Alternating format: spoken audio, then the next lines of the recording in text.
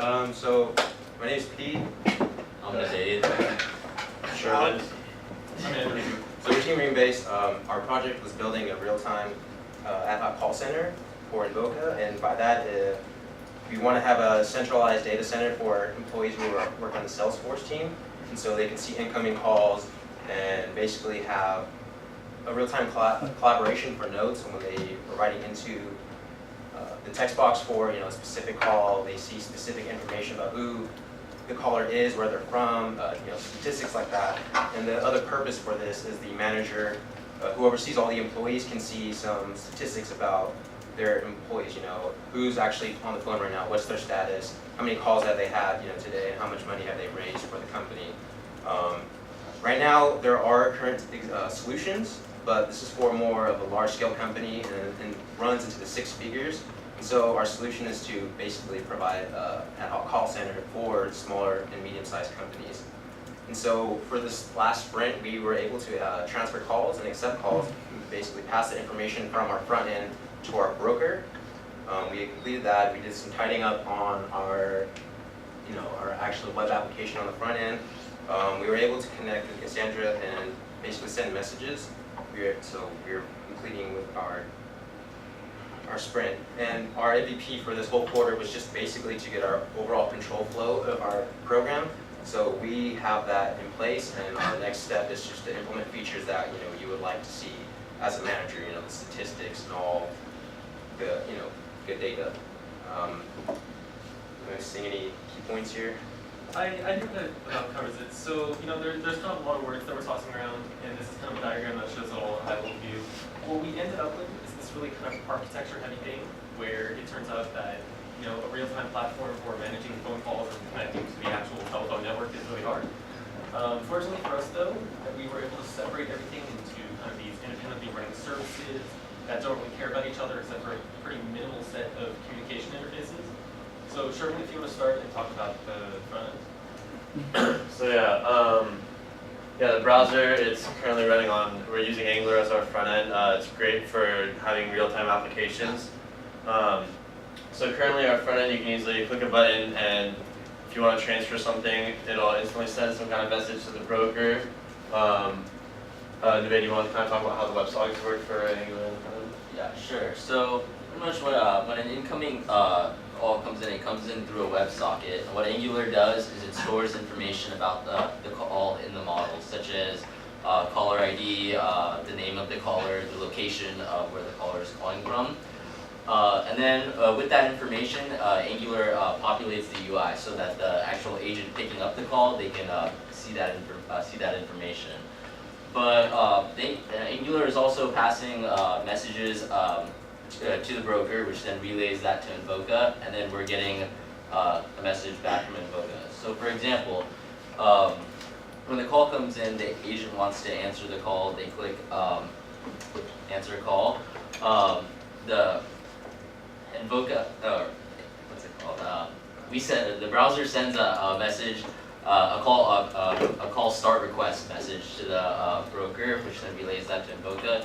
Invoca then gives us an act saying, okay, we can start this call. And then when we get that message from Invoca, then we go to the call start page. But that's all. None of that is actually shown to the user. That's all handled. Yeah, and the great thing about that is we store that data in an Angular model, and we can easily just bind that to kind of our front end, and instantly as we update the data within Angular, it instantly changes for the user on their kind of browser. So they really never have to refresh the page when we're switching between different views from the dashboard, kind of showing the list of different calls, or if they accept a call and it goes to the specifics about a certain call, it's all one specific view. It's not really requesting a whole new page. So yeah, there's kind of like the Rails kind of front end, and within that we have the Angular kind of working right there. Yeah, so kind of the biggest problem we ran into this quarter is that we are wholly dependent on an API that does not actually exist. Invoca already has servers that hook into the actual phone network and are kind of aware of when people are actually talking on the phone. So fortunately for us, we don't have to write any telephony-related code. That's a black box to us. But we are dependent on Invoca for their API, which they have not built. So kind of in terms of architecture, what we have is we built a simulator that acts as kind of a two-way. It lets us pretend send events from the phone network through to our hub, and as well as receive events and respond with the appropriate thing. So kind of in the middle, the broker, the RingBase broker, is kind of the heart of the app. We have these two kind of separate communication endpoints going on, where there you mentioned the browser communicates with our broker through WebSockets, and then the broker, it's easy to think of in your mind as kind of a line between broker and Invoca. They're talking over AMQP, which is a protocol on top of TCP that lets them just chat back and forth. That technically goes through RabbitMQ, which is just a separate server that implements the AMQP protocol. So you can just think broker and Invoca are chatting to each other, the browser is talking to the broker, and then the broker kind of bridges these two different communication endpoints. And then I'll explain the digital databases we have going on here. Yeah, okay, so our main database is to store all the calls, so where each row is a call, and then each field of that call is like the nodes, the call ID, location. That's all in Cassandra. And then Postgres is just for Rails to have the organizations, all the employees, their email addresses and stuff. And the main thing about Cassandra is that we share it with Invoca, so when they actually handle phone calls, they can update those rows in the database saying, okay, now this person's on the call, or when we send a message saying to transfer the call, and then when they do that, they'll update that and they'll tell us where that update is in the database, so we can go look it up in the broker. Cool. So that's kind of our core terminology. We have these big three actors, right? We have the browser, talking to the broker, and then Invoca off on the far side. So when it comes all together, I'm going to skip account creation a little bit.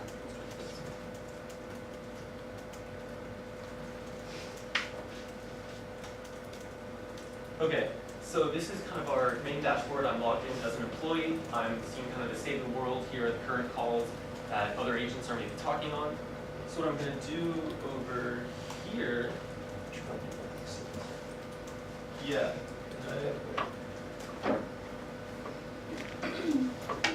So we're just going to simulate a call, and that call should now appear on our dashboard once that message has been sent from our broker. Yeah, so what this is simulating again is this would be a customer actually calling into the organization. That goes through Invoca servers, and then that travels all the way kind of down the pipeline to us. You saw it just showed up here. So I'm ready to talk to this customer, sell them some stuff. I'm going to answer that call. And again, when I click that button, it doesn't look like a whole lot is happening, which is good. That's kind of the notion that we want to give the user. But what's actually happening is when I click that button, if you remember the diagram, a message is going from the browser through the broker to Invoca. They're actually, writing something to Cassandra, transferring the call to my cell phone, and then a message comes all the way back down the chain, and then we get redirected to this page. So here, this is, on the phone, talking to a customer, trying to sell them some stuff. Something that we built in, if I can show it.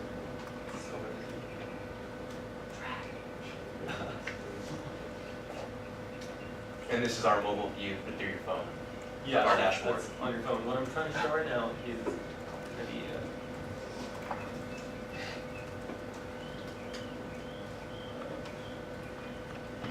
It's just pass. okay. So I'm logged in as a Sherman. So if I send a very important sales number right there, that goes up through our broker, and then the broker passes it else to everybody looking at the call. The idea is that a bunch of agents could potentially be looking at this call, checking it out, and then editing those notes together in real time. Oh yeah, Show this up. yeah, the sales amount. If you make a sale, sell them some tickets or something like that, you can edit that, and then that all goes across and updates as well. Yeah, show the transfer. So now we're at, and then when you want to transfer a call, let's say you want to transfer it to another agent, you just click transfer, and you find, and then this will contact our Postgres database and get all of your peers in your specific organization. It'll list all the ones that are kind of available and not available. Let's say we want to transfer to Pete, we click Pete, and then once you click the transfer button, it's going to send a message down to our broker saying, all right, I want to transfer this call to Pete. Our broker is going to send a message to Invoca saying, all right, transfer this call to this specific number. Once the call gets transferred, they'll send us a message back saying, all right, it's been transferred, and then it'll take you down. So once that message is received, the call has been transferred, it'll tell us, we'll redirect you to the dashboard, and then Pete's phone will start ringing and he can start talking to that specific client. Yeah, and so far all that messaging currently works. We just need to get Invoca to kind of do the telephony part of it, and we should be able to transfer Okay, it from time to time. Yeah, I think that's kind of the core. That's We're core. close. Any questions?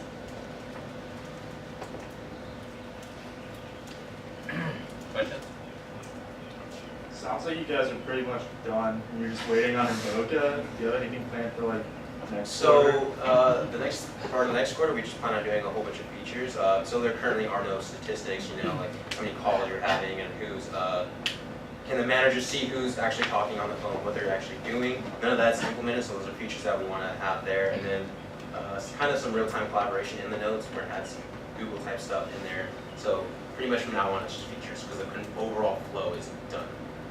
Yeah, we want to make this look really pretty, get some charts in here, graphs, got like a Google Docs type notes type of thing going on.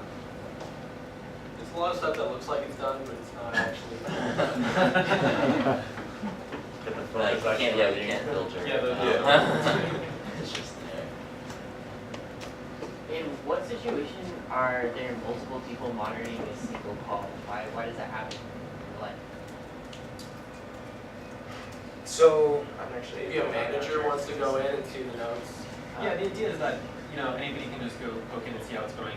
If maybe you don't want to transfer the call, but get somebody else's expertise, or just kind of get their opinion on it. And again, so you can do that in real time, but then kind of the reporting and going in later and looking at the history of the log and being able to see all of that over time for anybody is a big part of it as well.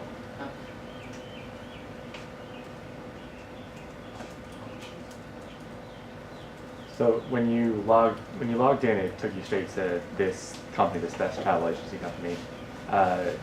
It just when you signed up, you just told it what company you belong to, and everybody who signed up to that company. We didn't show our account creation flow, but there is a interface for you to create an account as well as, you know, specify your organization and kind of the number that people will be calling into. And then from there, you kind of invite your agents over email to join the organization. So we set that up in advance. I am, you know, an employee at Best Travel Agency, but yeah, that's the idea. What are the other roles? Is there like does manager is he going to have different features? Is supervisor going to have different features than employee? Yeah, so the manager's going to have all the statistics, like, you know, overall the employees, who's available, who is currently in calls. They'll be able to see, you know, like I said, how much money they're generating on the calls last day, and so they'll be able to oversee all the employees and see what they're doing at the current time. And that'll only be available to the manager. Got it. What do you think is the biggest points that could fail? Like, technically. I guess there's two questions there. In terms of what's left to be done, there's stuff that could fail, but also in your system as it actually executes, where are the failure points there, or are there? So I think kind of the upside and downside of having all these different services is that, you know, running this in development, all this stuff is just on my laptop, but standing up a whole bunch of different servers and getting them talking to each other and not falling over in production is going to be really tricky. RabbitMQ has turned out to be awesome. It automatically handles like network failures and just queues everything up, so that's really cool. Our broker is probably the most fragile point, where if anything goes wrong with the broker, it basically just explodes and nothing works. So getting that to be kind of robust and resilient is going to be tough. And that seems like something that you could use to differentiate yourself. You can show, oh, I'm going to go pull this process out and let things fail over safely and justify that. Yeah, exactly.